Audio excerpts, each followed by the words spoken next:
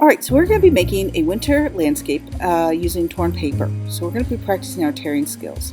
First, of course, as always, write your name and your class code on the back. Flip it over, and that's where we'll start. You're going to be getting 3 pieces of paper, and one is going to be the background, one is going to be the middle ground, and one will be the foreground. The biggest one is in the background, and then there's the middle ground, and there's the foreground. And the reason why we have it as white, light blue, and dark blue is because as things go back into the background, they get a little hazier and there's atmospheric perspective. So the snow looks a little bluish. Alright, so what I'm doing now is I'm tearing this paper so that it looks more natural. So just taking my 2 fingers and tearing it nicely across. You want to tear it carefully across the paper so it doesn't just rip in half. Make sure that gets in a trash can. And then you're going to do that for all 3 of your grounds. Tearing nicely and carefully using both hands like this across the page.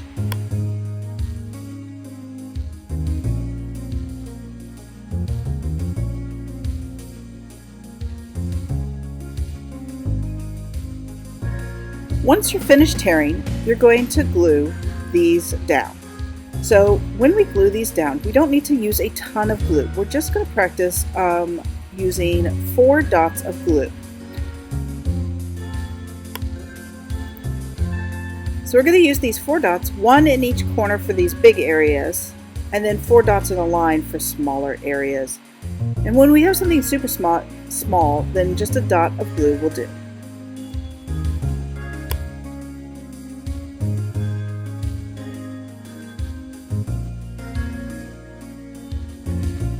Alright, next thing we're going to do is use these construction paper crayons to create a night sky. So we're just going to add stars using a yellow construction paper crayon. Use big stars and little stars and moons, and here's a little star bursts, shooting stars, whatever you'd like.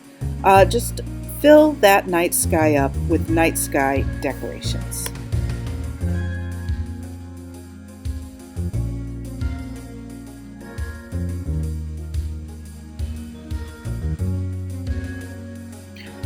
When you make your trees, you want to make sure that they're in triangles. So fold them into a triangle first.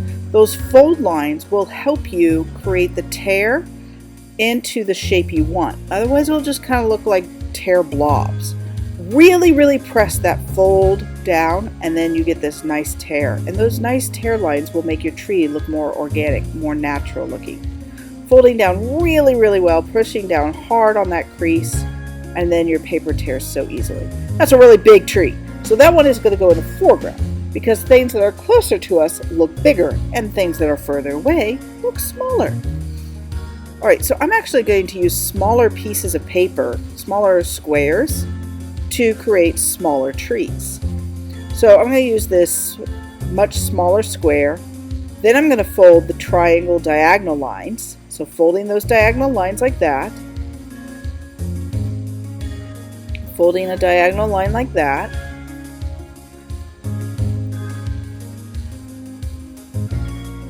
And then tearing that off. There, see? Now that's a medium-sized tree. So now I want a little tiny tree. So I'm going to get a little tiny square, folding, tearing, and then folding diagonal lines. Create teeny tiny little tears there. Teeny tiny little triangles that are my trees. Now you need to have at least 3 trees, but that seems a little weird and like minimal. So I'm going to put in a bunch more trees. Remember, you want to have trees that are in the foreground, the background, and the middle ground.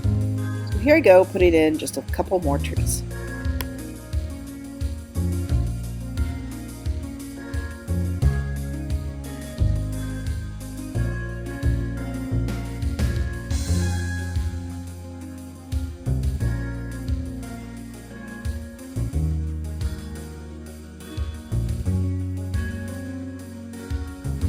Now that I've put in my tree tops, I'm going to put in the trunks, the tree trunks. Same thing, I'm just got these little pieces of brown, and you want to tear off just little rectangles. and pop them in under those trees, making sure that they are small enough in these small trees. It doesn't look like it's too big.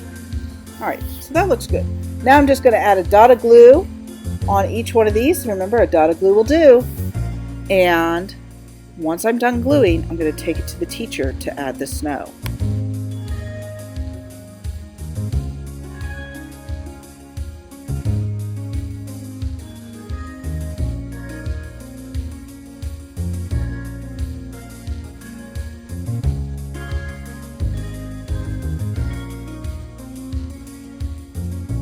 We want to make sure that we throw all of those scraps away, but now is time for the coolest part, because you're going to take it to the teacher, and the teacher is going to use a plate of white paint and an old toothbrush, and this isn't a toothbrush in anybody's mouth, it's just an art toothbrush, and facing downwards, just flicking on a blizzard of snow. And I'm going to actually turn it upside down so it looks like the snow is falling down, because that direction, line direction, is very important. I'm just going to flick a whole bunch of snow on here so it looks like it's a little forest at night in a blizzard storm. Alright, and now we have our beautiful nighttime winter landscape. Yours is going to look amazing. I can't wait to see it.